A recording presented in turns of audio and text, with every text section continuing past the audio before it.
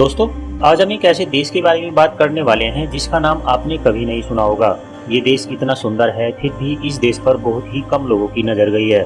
साथ ही ये सुंदर होने के साथ साथ विश्व का तीसरा सबसे छोटा देश भी है और यहाँ की पॉपुलेशन काफी कम है। लेकिन इस देश की महिलाओं को बहुत ज्यादा आजादी दी गई है। दोस्तों, मैं जिस देश की बात कर रहा हूँ उसका नाम है नाउरू। शायद आपने पहले कभी ये नाम ना सुना हो। तो चलिए दोस्तों, जानते हैं इस देश से जुड़े सारे अमेजिंग फैक्ट्स। बस आपसे एक ही रिक्वेस्ट है कि आप इस वीडियो को अंत तक देखते रहें। नाउरू देश का नाम नाउरुआन भाषा में अनागेरू शब्द से मिलकर बनाया गया है, जिसका मतलब होता है कि मैं समुद्र तट पर जाता हूँ।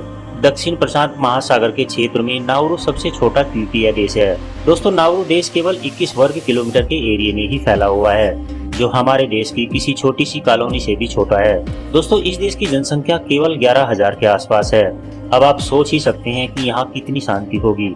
माइक्रोनेशिया और पोलोनेशिया के लोगों द्वारा 1000 ईसा पूर्व नाउरू देश की स्थापना की गई थी। 19वीं शताब्दी में जर्मनी ने इस पर कब्जा कर लिया था और अपनी कॉलोनी घोषित कर दिया था।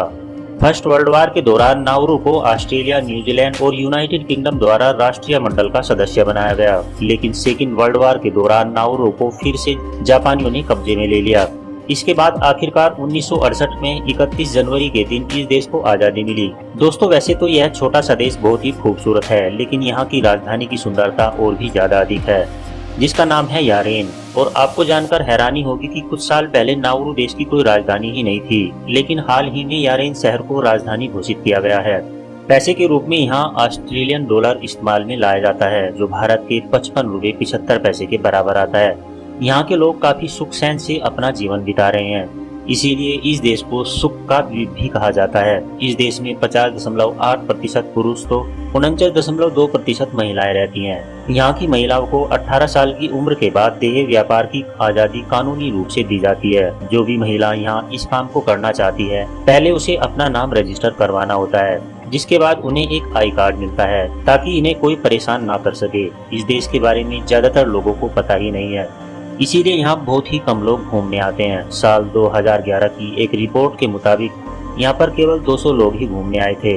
वैसे तो यहाँ की अधिकांश आबादी ईसाई धर्म को ही मानती है, लेकिन आपको ये बात जानकर हैरानी होगी कि यहाँ के कई लोग ऐसे भी हैं जो किसी भी धर्म को नहीं मानते, यानी कि नास्तिक हैं। इस देश की 2 आधिकारिक भाषाएं हैं, पहली अंग्रेजी और दूसरी नाउरियन।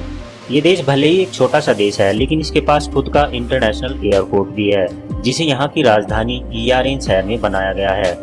दोस्तों, नाउरू देश के पास न तो अपनी खुद की कोई सेना है और न ही कोई सैटेलाइट सिस्टम। 17वीं शताब्दी में यहाँ आय का मुख्य स्रोत फास्फेट खनन होता था। इसके अलावा यहाँ नारियल अच्छे पैमाने पर उगाए जाते हैं, जिन्हें आसपास के देशों में निर्यात किया जाता है। नाउरू के पास अपना खुद का बैंकिंग सिस्टम भी है, लेकिन 1980 तक यहाँ के बैंकों को काफी करप्ट माना जाता था, लेकिन अब इनमें काफी सुधार किया गया है और आज ये बैंक्स काफी ईमानदारी से काम भी कर रहे हैं। दोस्तों, यहाँ की महिलाओं को काफी मेहनती और सुंदर माना जाता है, लेकिन अभी ये देश ज्यादा विकसित नहीं है, जिसके चलते यहाँ के लोग अपने गाँव या नगर में ही रहना पसंद करते हैं।